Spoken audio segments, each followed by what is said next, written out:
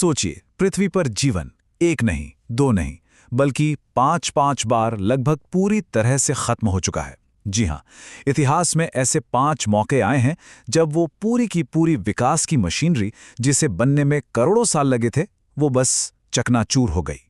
बिल्कुल सही, 5 बार। सोचकर देखिए, 5 बार हमारे इस ग्रह का पूरा इकोसिस्टम ढह गया और उसे उसे बिल्कुल जीरो से शुरू करना पड़ा।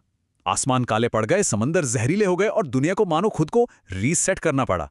तो आज हम इन्हीं विनाशकारी घटनाओं की कहानी में थोड़ा और गहरा उतरेंगे।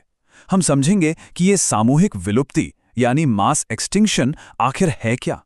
फिर इतिहास के सबसे बड़े विनाशों को देखेंगे, डायनासोर के अंत की कहानी जानेंगे और देखेंगे कि कैसे हर विनाश के बाद एक पुनर्जन्म का पैटर्न भी छिपा है। और हाँ, आखिर में हम उस विलुप्ति की भी बात करेंगे जिसे शायद हम रोक सकते हैं। तो चलिए शुरू करते हैं सबसे पहले सवाल से। ये महाविनाश या मैस एक्सटिंक्शन, इसका असली मतलब क्या है? और ये जो सामान्य तौर पे प्रजातियां विलुप्त होती रहती हैं, उससे ये अलग कैसे है? देखिए, प्रजातियों का विलुप्त होना कोई नई बात नहीं है। ये तो एक सामान्य प्रक्रिया है।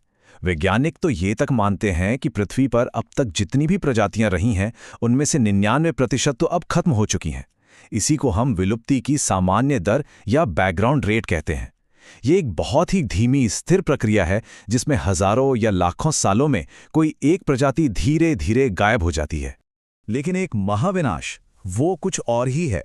ये तब होता है जब दुनिया की 75% से ज्यादा प्रजातियां जियोलॉजिकल टाइम स्केल के हिसाब से बहुत बहुत कम समय में गायब हो जाती हैं। अब ये कम समय कुछ हजार साल से लेकर कुछ लाख साल तक हो सकता है।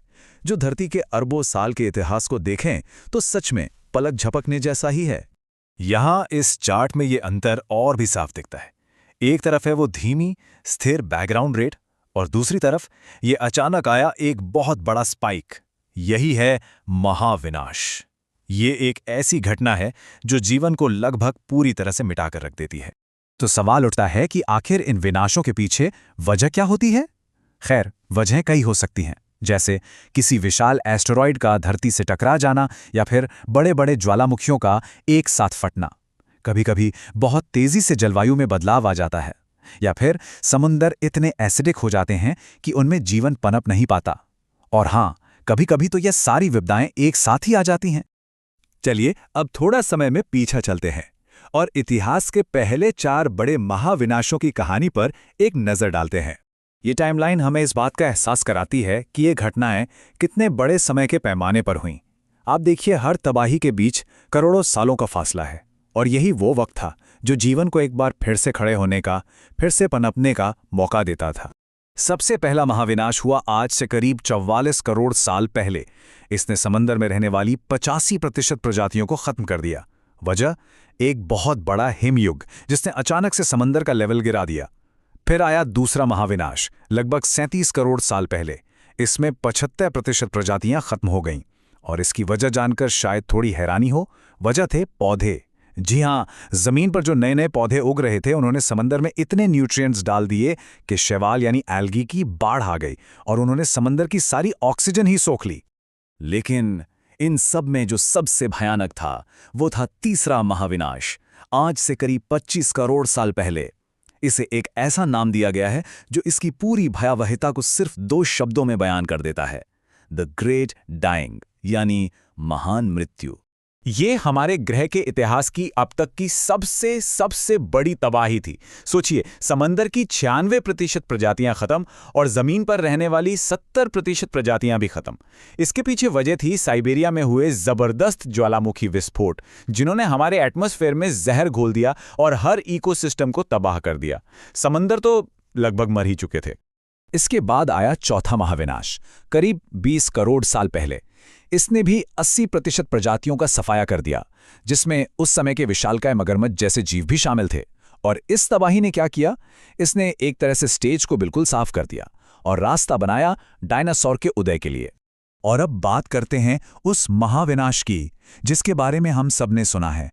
वो दिन जब अंतरिक्ष से आई एक चट्टान ने धरती पर 16 करोड़ सालों से चले आ रहे एक छत्र राज को खत्म कर दिया। आज से करीब 6.5 करोड़ साल पहले 10 से 15 किलोमीटर चौड़ा एक एस्टेरॉयड यानी माउंट एवरेस्ट से भी बड़ा धरती से आ टकराया। ये टक्कर आज के मेक्सिको के युकातान प्रायद्वीप में हुई थी और इससे जो ऊर्जा निकली वो हिरोशिमा पर गिराए गए एटम बॉम्ब से 10 अरब गुना, जी हां, 10 अरब गुना ज्यादा शक्तिशाली थी। इस जबरदस्त टक्कर ने अरबों टन धूल और पत्थर हमारे वायुमंडल में फेंक दिए। आसमान में इतनी गर्द छा गई कि सूरज की रोशनी सालों तक धरती तक नहीं पहुंच पाई। नतीजा, पौधे मर गए, उन्हें खाने वाले शाकाहारी जीव भूखे मर गए और फिर उन्हें खाने वाले मांसाहारी भी। पूरी की पूरी फूड चेन ढह गई और इसी के साथ डायनासोर का युग हमेशा के लिए खत्म हो गया। लेकिन कहानी यहां खत्म नहीं होती। हर महाविनाश की कहानी सिर्फ तबाही की नहीं है, इसमें एक और पहलू छिपा है और वो है पुनर्जन्म का, एक नई शुरुआत का। हर अंत असल में एक नई शुरुआत भी था। जरा इस पैटर्न को समझिए। जब पर्मियन महाविनाश ने दुनिया को लगभग खाली कर दिया तो डायनासोर को पनपने का मौका मिला, और फिर जब क्रिटेशियस महाविनाश ने डायनासोर के राज को खत्म किया तो इसने हम स्तनधारियों यानी मैमल्स के लिए रास्ता खोल दिया। ये एक बहुत ही गहरी बात है जो इस कोट में छुपी है। विनाश और सृजन, ये एक ही घटना के दो पहलू हैं जिन्हें बस समय के अलग अलग छोर से देखा जाता है। मतलब हर अंत किसी और के लिए एक सुनहरा मौका था। सोचकर देखिए, अगर वो एस्ट्रॉयड कभी डायनासोर से ना टकराया होता तो हम मैमल्स को कभी इतना फैलने का मौका ही नहीं मिलता, और शायद हम इंसान भी कभी इस दुनिया में नहीं आते। तो एक तरह से हमारा अपना अस्तित्व उसी विनाश और सृजन की कहानी से सीधे सीधे जुड़ा हुआ है। और यही बात हमें आज के दौर में ले आती है। इतिहास से मिले इन सबकों के बीच कई वैज्ञानिक अब ये मानने लगे हैं कि हम एक छठे महाविनाश के दौर में दाखिल हो रहे हैं। हाँ, आज एक नया महाविनाश धीरे धीरे अपनी शक्ल ले रहा है। पर इस बार वजह ना तो कोई ज्वालामुखी है और ना ही कोई एस्टेरॉयड। इस बार वजह है सिर्फ एक प्रजाति, हम। ये वो विलुप्ति है जो इंसानी गतिविधियों की वजह से हो रही है। लेकिन जानते हैं, इस बार एक बहुत बड़ा फर्क है।